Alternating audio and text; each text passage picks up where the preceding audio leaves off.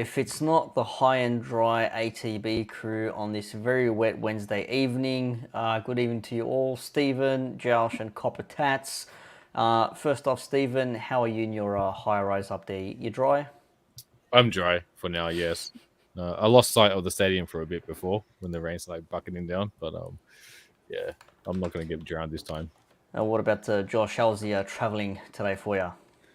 Oh yeah, traveling was a bit dicey. That was worrying. But I'm actually annoyed, right? Because I live 50 meters away from the Parramatta River, and when I moved in, I was like, I can't wait to see it flood one day. And here we go, and it still hasn't flooded.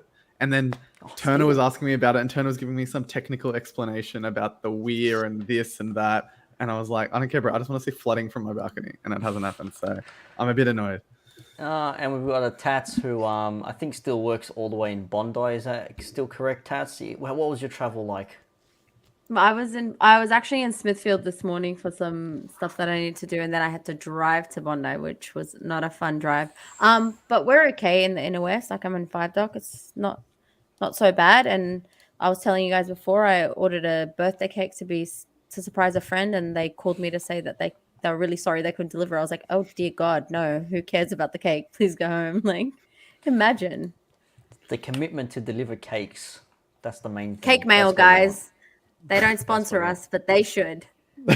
Well, there you go. That's something we can discuss it in a future date. But look, we were meant to have a match the other day, but it was postponed due to weather because Parramatta River, etc. And I mean, both you fellas, you live in the Parramatta area. What's it like actually on the road? Is O'Connell Street like flooded yet? Is the water rising? Like, what's the go? I don't live at that side, so I don't know. But it always happens.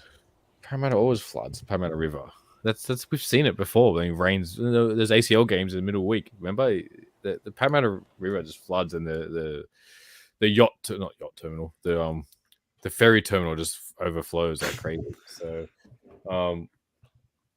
yeah, it hasn't flooded yet, but the river is overflowing. So I think that's what happens with the stadium. Everyone's complaining about, we're state of the art facilities that they can't drain. It's because it drains into the river, and the river's got nowhere to go. So that's what happens. Just got to deal with it. Josh has probably got a better view of the river. I can't see the river from my place. Yeah, I was going to say, Josh, what's it like? Not really, because I've got trees in front of it, and all I can see is the trees. And that's what I meant. I wanted to see water. And because it's like I got this riverfront view where I can't actually see the waterfront view, and I can't see the water. So I was excited for that. But it's doing a good job of not overflowing where I am. So I think they've done stuff to make it overflow at the right spots. So because apparently that's what the stadium. It wasn't that the pitch was like flooded itself exactly like you say, Stephen. It was like the drainage was so it just had nowhere to drain because there was so much water in all the surrounding land. So I assume it's in the park and the river and everything was so flooded, and there's so much water there that the water went to drain out from under the stadium, and it's just like, no, too full, sorry. So it just went back up because apparently the pitch was in some state, like it was absolutely underwater. So yeah, for all the people complaining about the game not going ahead, it's like, well, unless they were wearing a snorkel, I don't think it was going to happen. Water polo. Yeah, I suppose. I mean, that's technically football, I guess, just played in water. If you think about it, with your hands.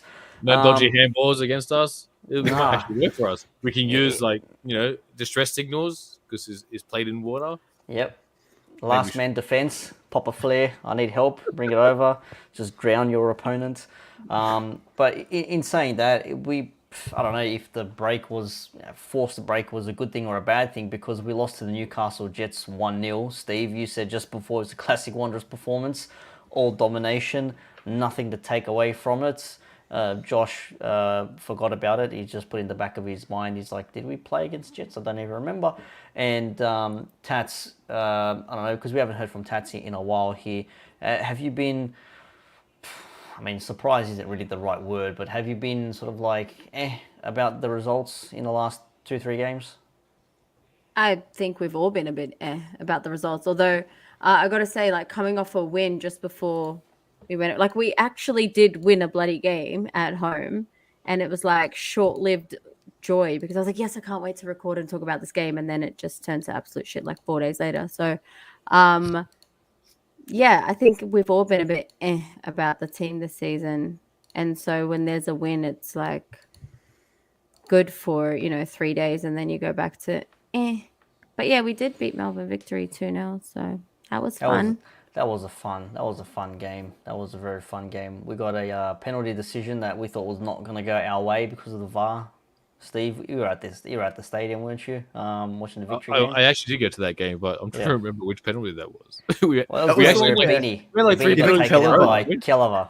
Even Kelleher, the worst goalkeeper in the league that Victory fans love for some reason, decided to our players threw on goal and he decided to lead with his knees. And I was like, probably hands. I'd go hands if I was a goalkeeper. Maybe feet at a stretch. He complained knees. about it. It didn't get sent off. I don't think he even got a yellow card. And at full time, he's still complaining to Fagani. Yeah, I think he's like, what happened? Like, dude, last man. What I was shocked about is that we had like 3 games and 3 penalties in a row. We had that pity penalty against whoever it was. And then City. It was a City, the pity one, yeah. And then we got this one, and then it's strange that we're getting all these penalties. It's like we're at the bottom of the table, mate. We don't care about the penalties right now. We need it when we're at the top, like to keep us at the top, like the other teams get. So actually, speaking of the City game, can I interject completely for a moment? So, because I haven't been on the pod since then, so I want to bring some good news to the pod for just to start off, even though that was literally a month ago, I think. I went I got to go in the corporates for that game. That was exciting. Go in the corporates, everyone. You get a dinner. You'll get a chicken schnitzel salad. It was really yummy. Free booze. Excellent. Do it. Would recommend. Great service. Well done to the team. Excellent. That's my positive news. Is that better than the Skybox? Well, yeah, it was like pitch level. It wasn't like a box. It was just like so you're basically sitting on like in the normal stand, but on the other side anyway. Yeah, yeah. Josh wasn't. Josh wasn't. No. That's why I was waiting for Stephen. I was waiting for Stephen to get the reference. That was something. That's when that game is when the goalkeeper got sent off, and they had an outfield player. I think it was Perth. And no one took shots at him. And no one took a shot. We took to Rolly after the game. It's like no one's shooting from anywhere. You should have a shot on target for 15 minutes when they had an outfield player as a goalkeeper. Did Tarek Elrich score that game? Was that game? Nah, Bridge scored his goal, and then I think that was that. Jenovic was on fire in that game, but I think they got a penalty, and that's how they equalised. Bridge scored first half, they got a penalty, and then second half, their keeper got sent off. I think it was Reddy was keeper for him at that time. I'm not sure. And then I forget who it was. Someone goes in goals, and no one is taking I think we had. Who did we have as a striker? Was it Riera, Piovacari, someone? I forget who it was. Someone was on the Rukavica maybe or someone. I don't know. Someone's on the pitch, and we're just thinking like all he has to do is just chip, just a little blob, and it's in, and no one decided to have a shot at all. No one to have a dig. So fun times, great classic, no hits. But yeah, it was a 1-0 loss to Newcastle. If realistically, we should have scored in that first half a few times from what I got out of that performance there. But it's the Wanderers' tale, going hard for 60, 70 minutes and then one moment and then it all falls to bits.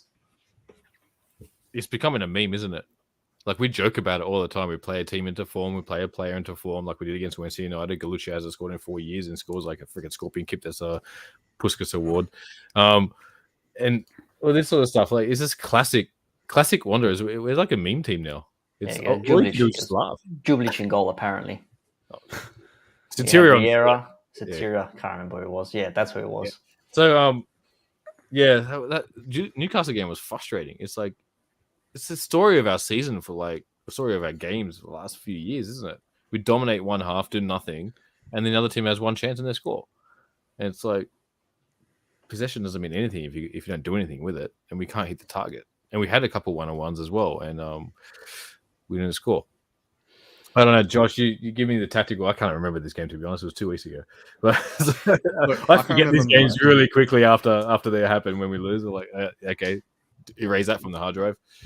What I will say, my one big memory of that game, to be honest, is it's sad to say this. I really hate that I'm going to say this, but it was like a big reminder that James Troisi is really good and no one else is good at the moment, because he was on in the first half and he was on fire and he was just creating everything, doing really, really well. And then he got injured and he went off at halftime, and that changes the game, right? Because it's like, he's not on now. None of our attackers can receive the ball and make something happen. Yep.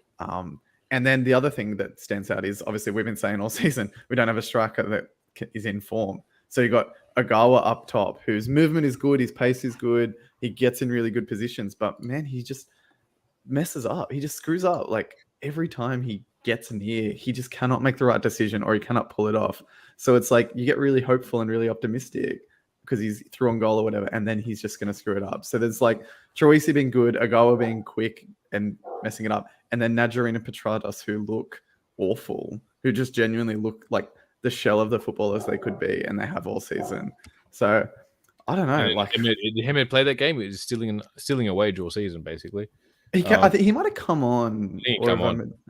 So yeah, you just reminded me, Josh, about Ogawa. This is where I really got the shits with him. He'd beat his man on the outside, and instead of hitting the byline and cutting it back, he'd cut back to his left to try and let the guy keep running.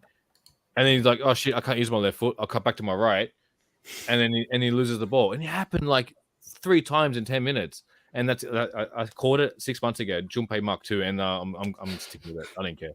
Like it just happens so many times. Like, mate, use your foot, beat the player. Why do you want to beat him again? Like, why do you keep cutting back to your left and then you want to beat him again and you lose the ball? It happens all the time, and I'm sick of it. It's like these players just have no conviction to just go for it. And our striker, I don't know what the hell he's doing. Like, do we play the right system, the wrong system? I don't know. Is he a poacher? Does he need a striker next to him? But Hemed is like injured every second week and does nothing during the games now. And I'm disappointed with Rodwell Rodwell plays like once a week when we have 2 games a week and stuff. So that's a bit annoying as well. There was just no consistency in our team, and Mark Rudin decides he wants to play different centre back combination every week and different midfield every week, and he's just like trialing. It's like a preseason for him, and the guy's got a 6-month contract. I don't understand.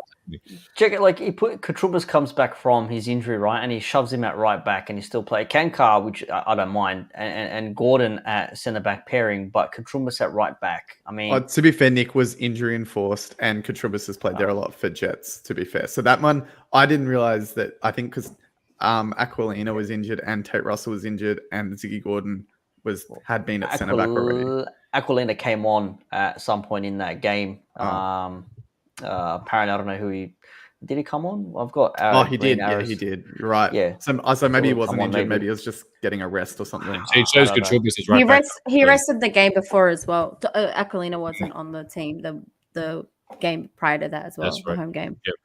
I don't know. Katrubas was an interesting choice at right back, but he played well. He got into good positions. He had a few shots. He got into like attacking positions. Can't say he had a bad game. No, I just find it odd that he shoves him at right back. Yeah. We're praising like these defensive players for getting in attacking positions. And when you were talking prior about Hemed and stuff like that, like all I kept thinking was, and I don't want to like make this our like motto, but it's just like the Wanderers where strikers go to die, because like Hemed against us before he came to us was just shooting left, right, and center. And I was like, fuck, I'm not like, oh, excuse me, sorry, not his biggest fan, but if he could score for us, awesome. Like, do you guys remember Rolly when he played for Wellington? Like, what the hell? Like, screamers. Then he came to us. I'm like, sweet, we're going to get some of those sweet Rolly goals, and got nothing. Like, Pierre Vicari, I don't know, he was like some sort of star before he came to us, some sort of striker. Zilch, like the only person that kind of like, I'm talking like post like dream team first 2 seasons was like, what, Riera? And he was too busy defending because we didn't have defenders, and then trying to score. So it's like, do we have some sort of like black hole up front at the Wanderers? Like, what the shit? No, the issue is we don't have a number 10. We've never replaced to feed the ball. Yeah. And if Riera scored because Risen would do a good cross every now and then, so he just put it on the Riera's head and he just scored like for fun with his head. Rolly forgot how to pass. But the thing is, like, I don't know. I agree with like attacking mids haven't done their job, but it's like thinking about it. Have we not had number 10s? Baumjohann is a good footballer. James Troisi is actually playing quite well at the moment. Probably I can't remember who else we've had, but it's like the fact that you can't remember just answers the question. But we also had guys like number 10s. Alvaro Cejudo wasn't a number 10. He was a winger that was being played kind of at number 10. Nico Martinez was told to pass it sideways. Nico Martinez. That's the one. I remember. Vitor Saba. Yeah, like Vitor Saba, terrible. But Nico Martinez I remembered him a minute ago, and that's what prompted this point. He was really good as well. So it's like, what is it about these players, exactly as you say, chat, where attackers or strikers go to die? That, like, literally every time. We're the Florida of the A-League for attackers. Come in to die. What's happening? It has to be a system thing. Like, that's anything I could think of, right? Like, how does Hemed go from 12 goals in whatever, how many, half a season or he did last year, and then he comes here and like struggles to score? It's a system thing. Same as all those other players. Like, Rolly was playing as a 6 half the time. It was pulled back. And I agree with you, Josh. Once Troisi came back into the squad this season, he's been our best player. You can't deny it. The thing is, again, we always have 1 or 2 players that are good in the squad, but the rest of them around them are terrible. So we never get the sum of all parts. We only have like a part. And this happened. That's been the story of the last 6 years, pretty much. We've always had 1 or 2 players that are good. And if that guy played with that guy from 2 years ago, it would be amazing. We can never get the whole thing. And on paper, with the Petradoses and Antonises and Nazarines, all these guys that on paper 2 years ago we said, "Oh, we win in the title." And what happens? Like, it's not strikers come to die, Tats. It's where every player just turns to shit. Like, football philosophy comes to die. That's what it is. It's like, so that goes to, you know, the segue of, you know, changes at the club and in terms of management and all that sort of stuff. So maybe it is bigger. It's bigger than just what's happening in the football department. Maybe it's happening across the board. And JT obviously announced his resignation for at the end of the season this week or last week. Whether that's part of what's happening here, or he got told to leave before he got pushed, or he's just like, oh, forget it, the writing's on the wall. Who knows, right? It's just all. I listened to his interview on the A-League pod today, and he basically said, "Oh, most CEOs last 3 or 4 years in a role, and I've been there for 10." In the same company, so maybe he just thinks it's time to move on for the next stage. I don't know. It's a lot of pressure was coming from the fans on JT. I still don't think he's completely responsible for the football department, like the football side of things. But I've had massive discussions with my wife about this, and she's saying all about culture and all this sort of stuff that you can't. It takes a long time to change culture, and we had a culture 10 years ago with the club, and you know, Popper created that culture, and Gorman and all that, and with all these players that bought into it. That's gone now. We have to start again. We have to create a whole new culture. We can't keep thinking about what happened 10 years ago, but all these guys, the Herseys and Pollances and the Bridges and all that created that euphoria that we had for the first 2 years. We can't keep trying to grab that. That's gone. We need to start again and create a whole new culture. And it's happened in other clubs in A-League and across the world, right? You have your golden era or your legacy and your dynasty, but you have to start again. And we haven't recovered from the Popper era yet. It's been 6 years. So someone needs to come in, either for a director of football or technical director or whatever it is, and a coach, and synonymously come in and say, this is what the culture we want this club to be. I feel like we're just chasing tails. Like the excuse this year was like, we're going to hire all these Westies. Those Westies don't give a shit anymore. Like the Petradoses and the Nazarines, they're 20 years old, man. They're not the same Westies as Michael Beecham or Kovic was or Popper was. That's a different era. They came through a different, you know, just a different system, and the West was different in the 80s compared to when these guys grew up in the 2000s. Like it's completely different. So they need to figure out who we need to figure out as a club, and the supporters know who they are, but the club needs to figure out who they want to be and what they want to be, and then implement it. At the moment, I feel like they're just band-aid fixes everywhere. They haven't figured it out. Well, band-aid fixes. Tats, you being a announcer at the club and doing things online and social media wise, etc. I don't know if you can disclose anything, but were there any inklings that you may have had or that you heard murmurs of JT leaving at the end of the season? Because none of us saw this coming. Well, I just thought, yeah, whatever. It's just, you know, the usual stuff from the crowd. They're just going to give the same old, you know, JT out, excuses, all that sort of stuff, you know, chants and things. And JT's be like, yeah, whatever, man. I've got other things to worry about. Where did this come from, do you think? I can tell you that from everything I've heard and read from other people at the club, this was like a complete shock to all of us. And like, I'm talking even Turner, because, you know, we all know Turner always somehow manages to get insider information that no one else gets. Sometimes he's making it up, but whatever. But I even sent him a message. He's I was the like, judge man, report of 2022. That's what he is. He kind of finds out before everybody else, and he'll let us know something big's happening. But him and I both sent, like, I sent him a message. I was like, shit, what the hell? And he's like, yeah, man, I'm completely stunned by it. And judging from other people that I know from the club who have on social media, and their posts as well were just like absolutely shocked. I don't know. I reckon just a close few would have known, maybe like Lederer, Geno even, and like a few other people. I don't think anybody else would have known. But I know I said something about it on social media, but I think it does say a lot about the kind of person JT is, because there were a lot of people who have worked closely with him. I know there were a lot of people like happy to see him gone, but the people that actually worked with JT really had nothing but praise to. And you guys know, you guys have had interactions with him as well, and about like how everybody felt. I think it was a huge shock, to be honest. And yeah, Stephen, you're right. Like, I don't know that this is going to fix the problem, but maybe, like, I don't know, maybe, yeah, start from the top and work your way down into changing things up. I want to go to Josh on this one here, because Josh is pretty vocal when it comes to stuff on the inner workings of the club and things like that. I'm not saying he's our brainiac, but I'm saying he's our brainiac. So with all this happening now, with the season that we've got, manager sacked, new manager comes in, we're trying to find ourselves as a football team. The fans are still not sure what's happening at the moment. We're trying to get fans back into the stadiums. And our CEO, who has been there through our greatest triumph and lowest lows, has finally said, all right, I'm out of here. What do you think this has come down to? Is this him maybe saying in a inadvertent way, I've done everything I can, I can't do anything anymore? Or is he looking at something that's like, okay, this is going to be a bigger problem in the future, I need to head off before I go down with the ship? It's hard to say, honestly, because look, I don't know JT much at all. I've met him briefly a couple of times, I think. But the vibe I've got from him in all the exposure we've had is that and I mean this in the nicest way, like he seems like a very stubborn man in a good way. Like it's a very West Sydney thing, right? Like, you know, I mean, I'm a white dude, but like the ethnics of West Sydney, stubborn, whatever. That's the vibe of the club, and that's what the club was built on. And so I respect JT a lot for that. So for him to make this decision, I think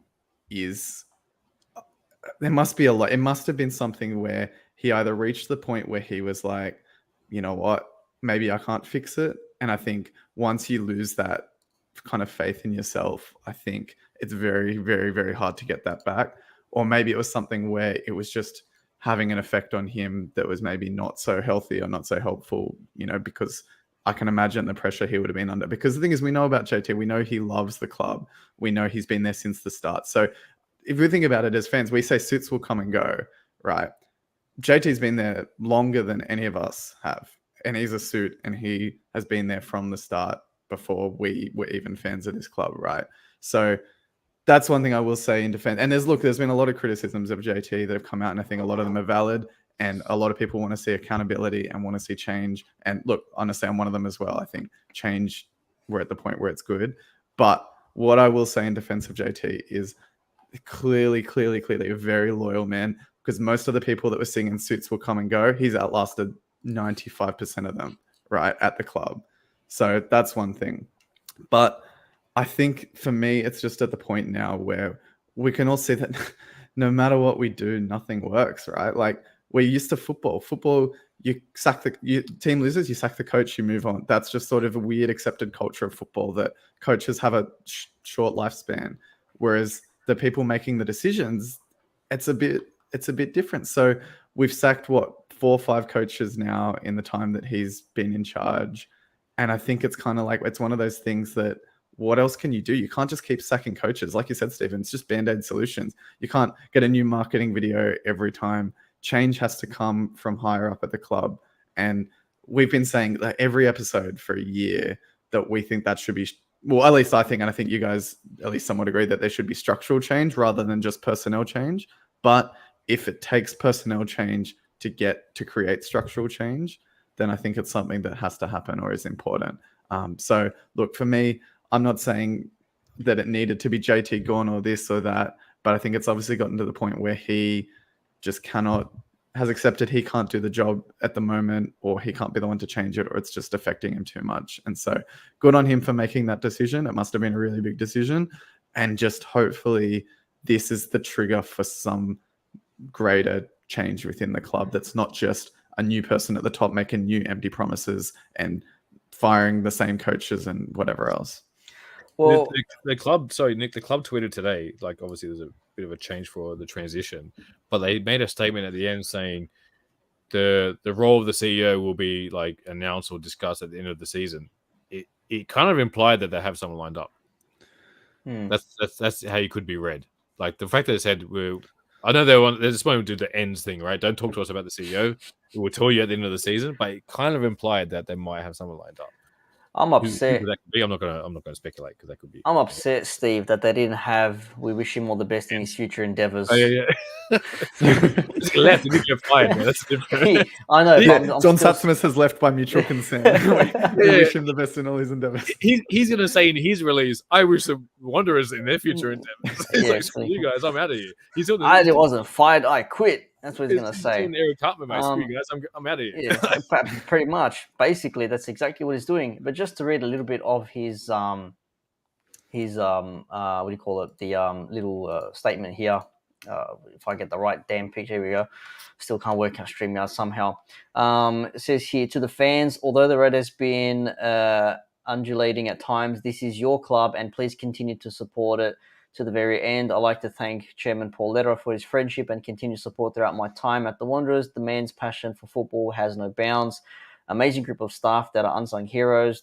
They have given all for this club. Some have moved on over the years. Many are still there. So I think that's just going back to this comment here. I'm just going to block out Steve from WSF. It says about the coaching staff, and Heffernan did good work, but only lasted 1 year.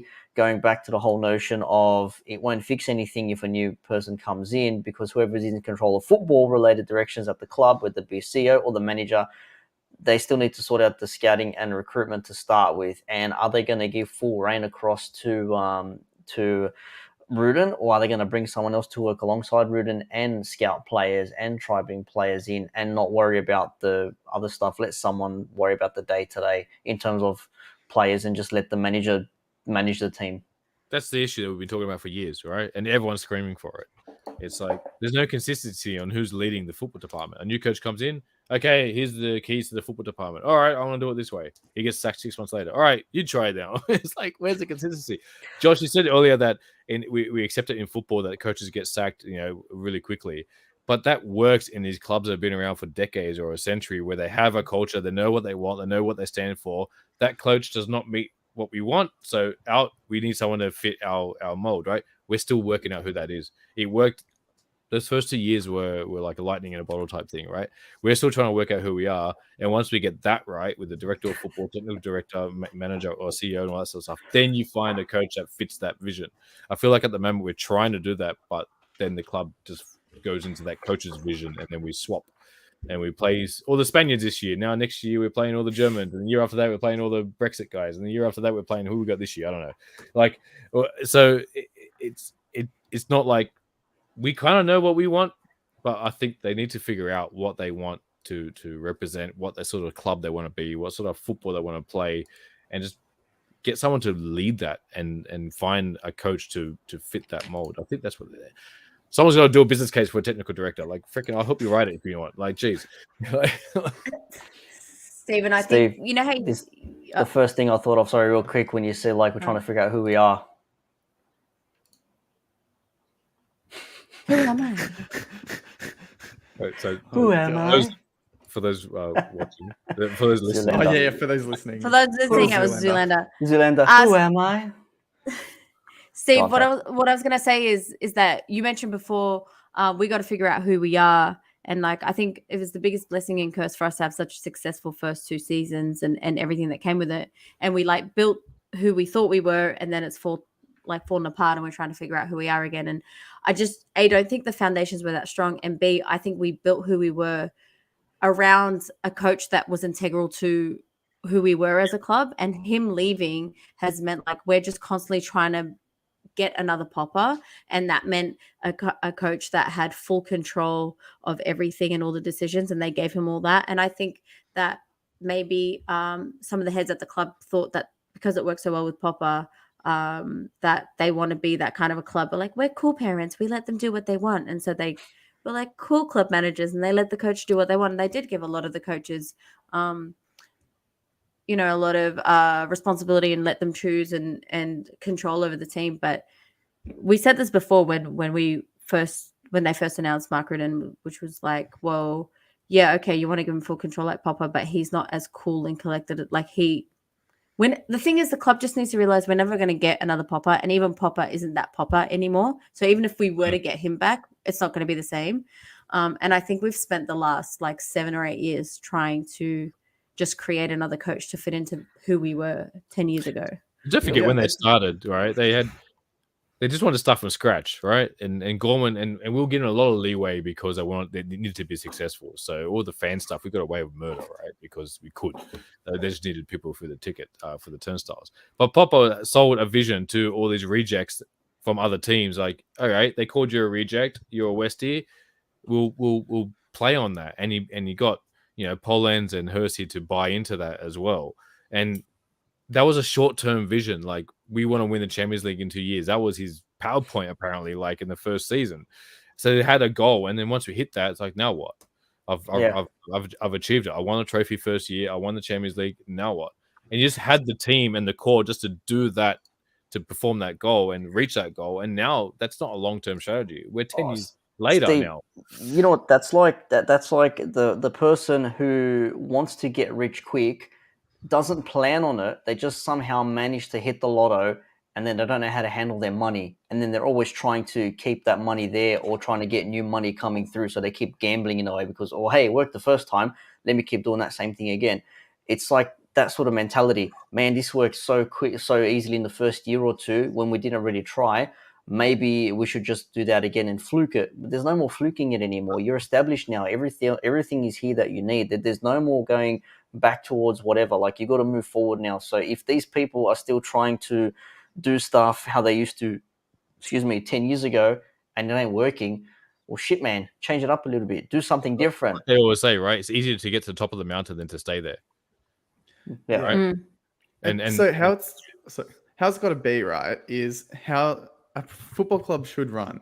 Is it should be a machine, and the coach is just one cog in that machine, and that cog can be replaced as necessary when needed, right? Because if you think about it, and this is why, because if you think about a normal company, like all of us in our jobs, you've got the CEO at the top, then the next people, and there's this strict hierarchy where the people on the bottom are worth less, and it gets more and more important as you go up. Football club is not like that, because a football club, you have the hierarchy, but the players are the assets of the club. They're the bottom of the rung in the organization. They're below the coach, but they're worth more than the coach to you. They are the ones who are doing the thing. The coach has to be interchangeable, because if the coach is having complete control over the players, you're giving someone control over people that are worth more than them and have more of a say and more of an impact in the running of the club. Because think about it, coaches come and go. The average length of time a coach is at a club is like 2 years or something. Whereas players are the ones we're spending lots of money on, they're the ones we're trying to bring through. They are the currency of the club as well, right? So you can't have this situation where the coach is calling all of the shots all the time. The coach needs to be interchangeable. It needs to be someone who can come in, do a job, get replaced by the next person. And meanwhile, the football operations of the club are continuing completely outside of that and completely external to that. Obviously, don't get me wrong, the coach needs to have some input into the signings and the squad and stuff. I'm not saying the coach should be completely removed, even though that's sort of what I said. But it should be a machine that keeps going on, and the coach can just come in or go as necessary. I was going to say, Josh, if that's the case, then they can just bring in any person who's got the registry and got the badges to be a coach. And okay, this is what we're doing. Here's the playbook.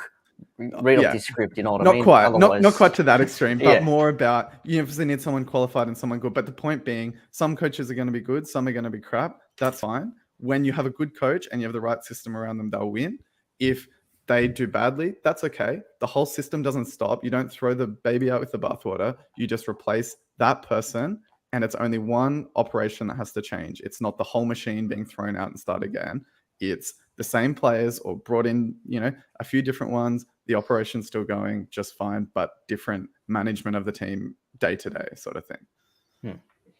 It's going to be one of those weird things now. What happens? Like, are they actually going to change the structure of the inner workings of the management side of things now as well? I think that's another question. Like, is Lederer, like Aussie A says, why doesn't Lederer, meet the fans and the members? Like, what would he do? What could he say to appease the fans and the members? I mean, Tats, is there anything that you think Lederer could do from the power that he holds that would be a benefit to the club? To be honest, I think if he did meet with the fans, he actually would do pretty well. He's a great speaker, Paul. Well, the thing is, like, if the fans want it, it's going to be just one of those things where they just want to go and like let out all their frustrations. And if they need someone to let it out at, and it's Paul, that's all. Nothing will be solved. It'll just be a therapeutic session to to get out everything that they're feeling. But I'm not quite sure. Like, I'm not quite sure what Lederer can solve apart from helping appoint a new CEO.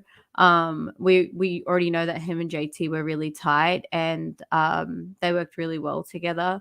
So I'm not quite sure what Lederer could do apart from bringing. He's not the only owner. Yeah, he is the most involved. He is part owner. No, but he's not the majority shareholder. He's not the only. It's a consortium, isn't it? It's a consortium of like 4 or 5 guys, yeah. right? Yeah. And so is he the majority? I don't. You guys can probably answer that. I can't remember. But well, he's still the chairman. He's still the chairman. Yeah, he's a Vincent man of the board. But it doesn't run the football. They just all they do is they just bank it. They bankroll the club, and the CEO runs the club. So what do they expect him to do? Oh, we want you to do this. He's like, dude, I don't do anything. I do my other business. I'll just bankroll this club. Like, he doesn't run the club. It doesn't have any part of the operations. He bankrolls, and then he has some pretty great ideas. I think he's got a great vision for what he wants the club to be, and I think he had a lot of kind of ideas about like training facilities and what he wanted to do in terms of like grassroots and like getting junior players to come through up in the club. But I don't think he can call any major shots apart from like signing off checks about what other people want to happen to the club. The only thing I can say is that like he is a fan of the club, like the team. Like he's there at every single game.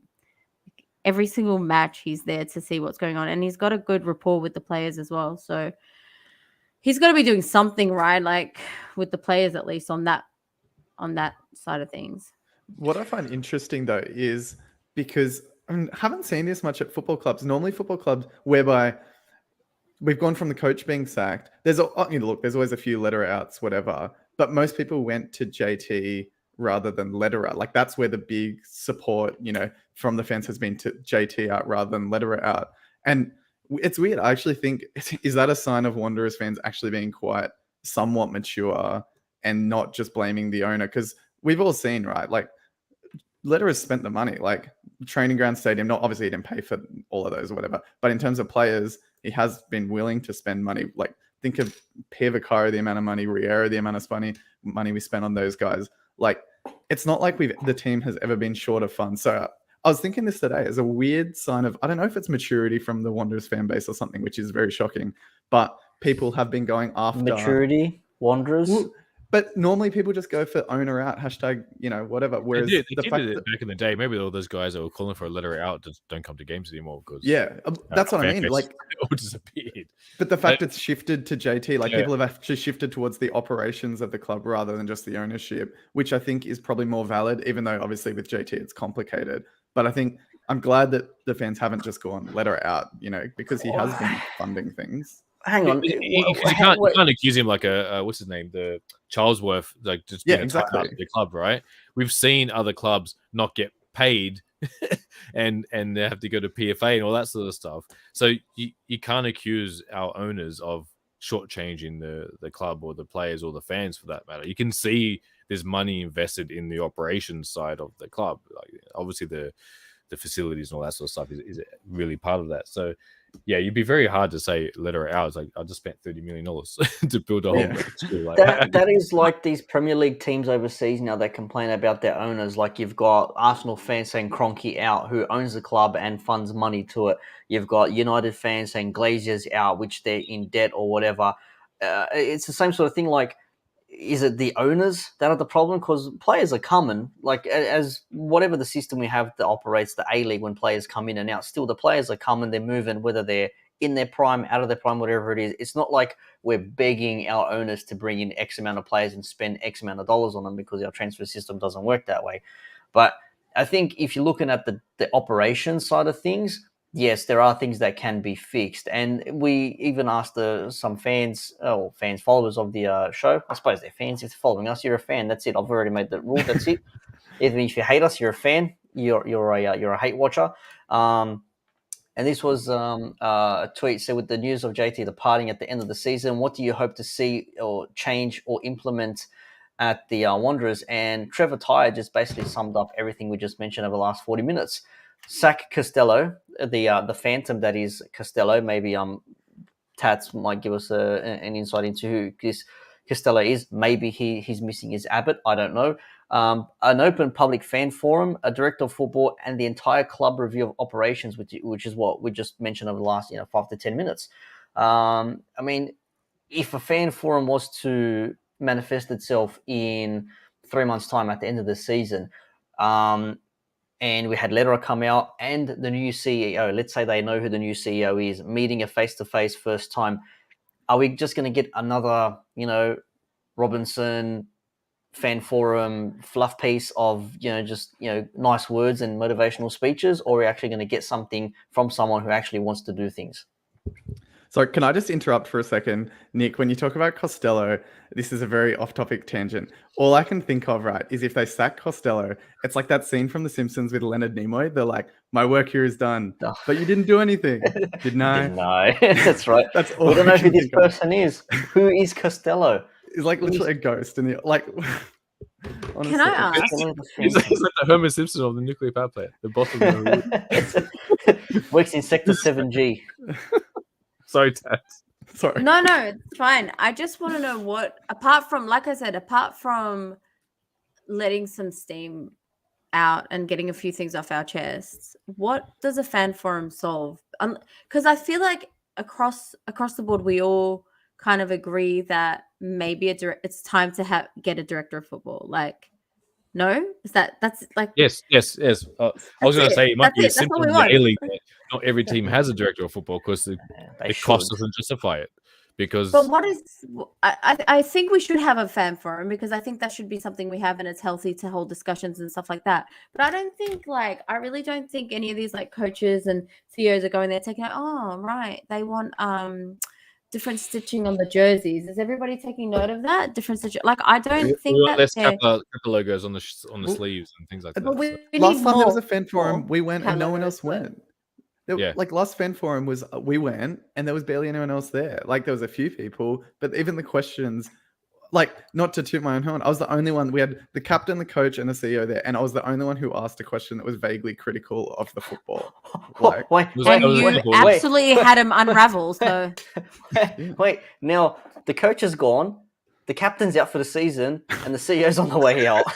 Mate, does that mean I have to take over? Because that's why they unpinned the tweet.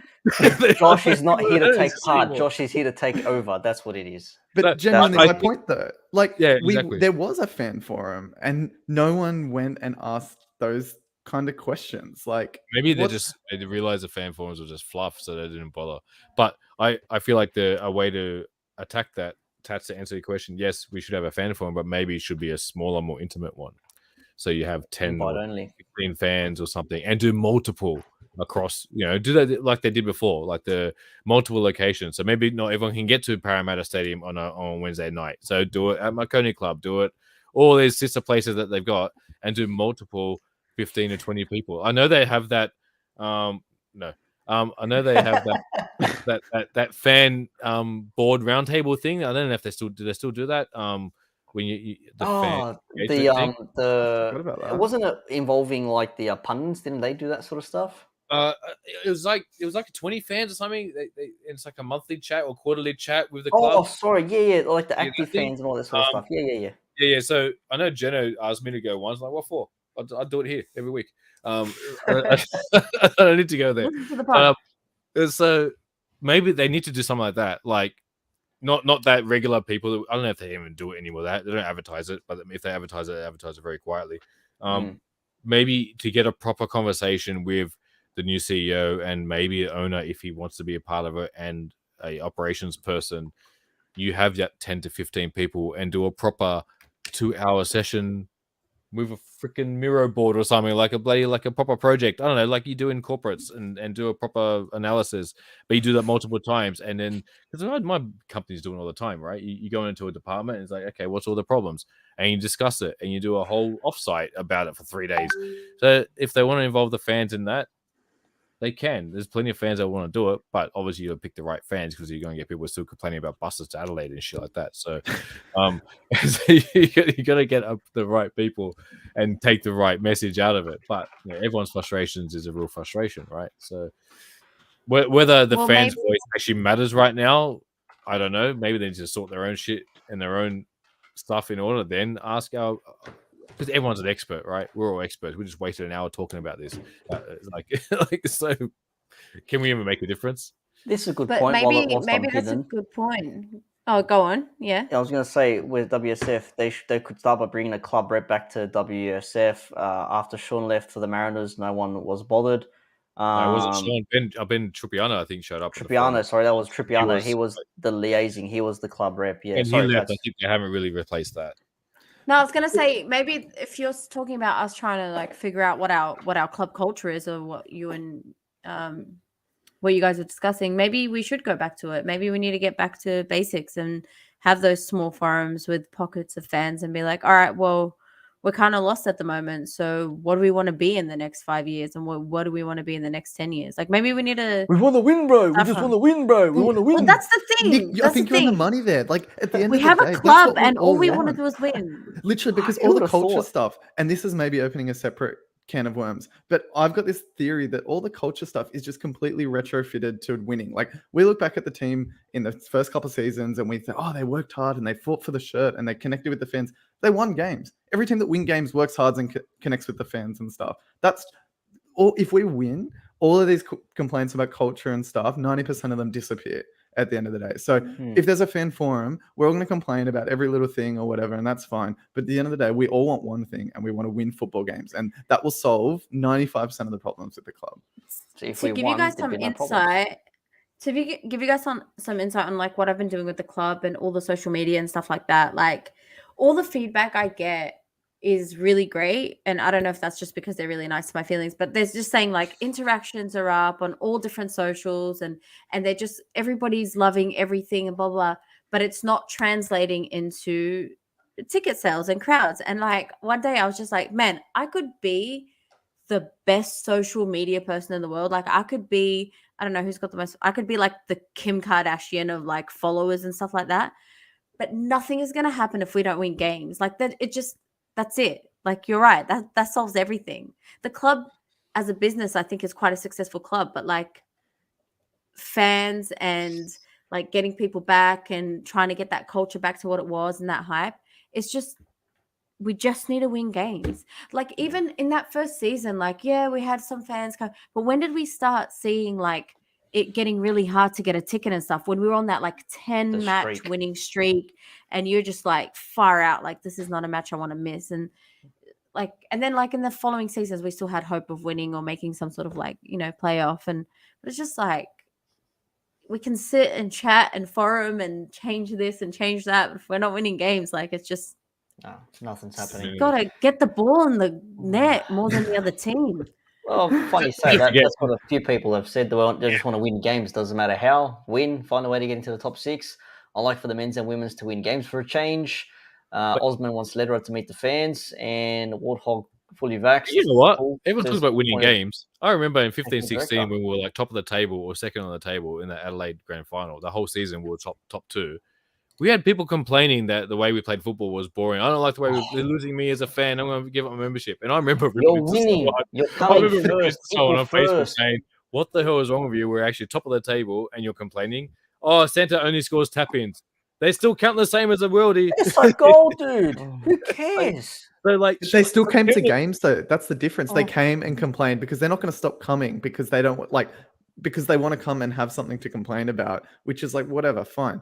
But the difference is now people are going to complaining and not coming to games. So it's like people don't know watch games anymore. yeah, exactly. Yeah, they don't even know what to complain about. Yeah. Apathy's jumped in, and throw in COVID, throw in Paramount, throw in the SOP years, and it's just a melting pot of excuses and reasons not excuses, reasons for not to go. Look, I live a kilometer away from the stadium, and I have like, do I go? Even you're not I bothered to should, go because I down. paid for it already, so I'll go. And it's a Wednesday night, whatever. Lazy bastard. Yeah, pretty much. But that's hangover from like SOP, right? Like, it's such a chore to go there, right? I still went to like 90% of the games until the last season. I forget it, the last few games. But that's what's happened. People got over it during SOP. We came back to Parramatta. It's all coming good. Secure your seat. Otherwise, you're not going to get the seat in the stadium. I'm pissed off because now I'm on the eastern side, not the western side. All this sort of shit, right? And then we had bad season after bad season. And now people are still saying, oh, the stadium was going to fix the problems. They never said that. They said, let's come back and create a cauldron. Yeah, we had a bad season. It's just like, now that's just an excuse. Like, whatever. Like, well, so it's just all like, you're right. Winning games helps, but everything else on top of it, it just adds to it and adds to it. And you're going to have that core 6,000 people that are going to show up regardless. But that core 6,000 used to be 8,000 or 9,000. Now it's just dropped and dropped and dropped. Well, and COVID obviously has thrown another like massive spanner in the works. It's a lovely segue there, Stephen, because that stadium attendance fee is going to come in handy. We're going to look at it come Saturday if everything does go ahead, if no games are postponed. We have a small matter of a Sydney derby at Combank Stadium, 5th of March, 7:45 kickoff. Wanderers against Sydney FC. I mean, is this game even going to go ahead at the moment? Who the hell actually knows? Like, yeah, I'm thinking like, yeah, I don't know about this game, but it's meant to be on at 7:45. As I said, it is very much going to be one of these instances where we're looking and thinking, okay, how many fans are effectively going to come out and watch this team potentially lose, even though Sydney have been a bit house on themselves, but we still have that, or rather, we still have things to play for. I mean, if we get a win, we sort of like jump a couple of places, but then we're not that far behind the teams in the top 6. So there is still stuff to play for, but shit, man, where are the results going to come from? Can I just point out that it's a double header as well? So I think there's a 5:45 kickoff for the A-League Women's, and that's also a derby. And then, so it's a double header derby. Double derby. I like it. For another team that's also underperforming, that is our women. That's a whole nother pod. Yeah, that's a whole other hour. Yeah. Yeah, it's going to rain. The amount of rain happening. Well, I mean, Josh, you said it as well yourself, like the Combank Stadium, something about the drainage. It's not really helping. Didn't old Pertec have good drainage in that stadium there? Our stadium's got good drainage. Like Bankwest has like elite world-class level drainage. The problem is drainage is only so good if it's got somewhere to drain to. And when everything is flooded, like Stephen said, if the river's flooded, there's nowhere for the water to actually New South Wales is flooded, man. The water's got nowhere to go. Exactly. So the drainage is working fine. It's just there's so much water that it's like coming back up through the ground, like back into the stadium. So everyone listening to this has probably got water on their street right now. Like me. This, right? So it's you can have world class unless we're on stilts, like unless we float the stadium, so then the water can like there's no way for it to go. And Parramatta is a floodplain. Everyone forgets that. Like the river floods every time there's heavy rain for one day, let alone for 2 weeks. So what do you do? This game's not going ahead. I called it on Twitter a couple of days ago, like on Monday. It's like this game's not going ahead. And if they called off the Wellington game that was on Sunday, and they thought that was heavy rain based on the last 2-3 days, compared in addition to extra days of rain now, which apparently it's going to be raining heavy again. Friday and Saturday will be light. Still, I mean, that doesn't help anything because there's still nowhere for the water to subside. There's nowhere for it to go. So it looks like it probably would be the main drain for this dam goes directly into the river behind the stadium. So it's literally just recycling itself back again. Like pour, drain, out, whoop, back in again, down, out. It's literally doing itself a disservice there. So if this game doesn't go ahead, I don't know. Does it change anything? More Well, midweek games. midweek games. That's If the what game pisses does me go off ahead, too, right? how's this for some incentive, right? Which I've just looked up the table. So, because obviously we're rubbish and we're doing woefully and we're third last, we're in 10th, right? So, Sydney are 6th place. So, they're in the finals as it stands right now. Some teams have game in hand. So, maybe it wouldn't work out if everyone's played their games. But they're 6 points ahead of us in 6. They've played 2 more games than us. So, if we beat them and we win our 2 games in hand, we're above them in the table and they're in finals. So, it's so dumb, but this season is only 13 games in, and it can still be salvaged. Obviously, no Wanderers fan thinks it can be salvaged from watching the team, and look, we're all part of that. But in mathematical terms, if players need some incentive, well, there it is, right? Here's a derby to win. You knock Sydney out of the 6, and you put us actually in contention of getting our season back on track. So there we go. If the game's going to go ahead, there's your incentive. Funny, also another note here saying that the league is rapidly approaching the point where the APL will need to cut the league to 22 rounds to finish on time because there's no extension coming from the FFA. Obviously, if you want to play midweek games, you need to have the stadia and the environment to be compliant with regulations for you to play those games. And if it's raining nonstop, if there's teams are still out with COVID, or the jet didn't want to start, or we lost our ball and we can't train or whatever, there's no more, we'll just play it in 3 weeks' time, because you're not going to finish it. Like, you're not going to be playing games every 2 days, even though they probably would if they could sanction it. I don't see it happening at all. But is the league going to cut itself short to 22 rounds rather? Because if that's the case, then City have got 4 more games to play, 6 more games to play. Sorry, fix ACL stuff, but man, we do that, we lose even more coefficient stuff and all that related to ACL. So it doesn't fit the requirements. If they do that, that's bad. But we have to play every 2 days. What do you do? Like, just keep playing. I mean, we've been playing every 3 days, so and that affects attendances too, right? If you're expecting a weekend game on a Saturday night and then they move it to a Wednesday night at 8:00, which the last game was, like, how do people take school kids to that game? It's just impossible. You know what we can do? Drives attendances down. You know what we can do? Do like we have when we do like the those Sunday 5-a-side comps. Everyone just comes together in one area, one city, and we all just play each other. However many times we need to, 5-a-side, and that's how you finish the season in one day. Honestly, that would fix attendance. That would be fun. I think we could do that. You got a goalkeeper, 2 defenders, striker. Do we have a goalkeeper? Do we really have a goalkeeper? Margush won't need to worry about being chipped. How about that? You want him to still be chipped in a 5-a-side game? Oh, come on, bro! Don't say that. Don't say that shit, because you know it's going to happen. Don't say that shit. Just quickly about ACL, just a segue. They've announced some changes to it. That it's actually going to be 5+1. Dollar day at home, Bush. That's what it is. So so that's interesting. So that whole thing of us cutting our foreigners down to meet ACL requirements, well, now ACL has gone up, is 5+1. So it will actually be interesting for us. We'll probably follow that. Yeah, we're not playing an ACL anytime soon, so no, but there's still hope. Josh said there's still hope. Oh, not for ACL. I had to break that too. Shout out to Laura for correcting me. Apparently, women are playing Melbourne City. I'm just going to blame my production meeting for that. I got an email saying it just said Sydney Derby doubleheader. So I'm like, all right, sweet, we're there. But that's cool. We're playing City. She's right. City and Sydney sound the same anyway, if you say it quickly. It's a loss regardless. Doesn't matter. Well, it's a light blue team. Steve. Sorry, Nick? Shows where your head's at.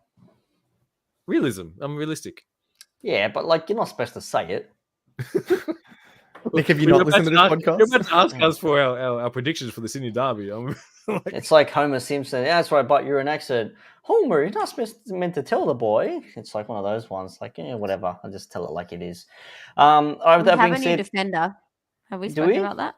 I didn't even know we had a new defender. Injured defender that we signed as injury replacement. Injured? Oh, for fuck's sakes. Yeah. Wasn't he injured? Thomas Marcelo? He came and wasn't he not fit? And he's Why are we signing an injured player to replace an injured player? We're harking back to 2016.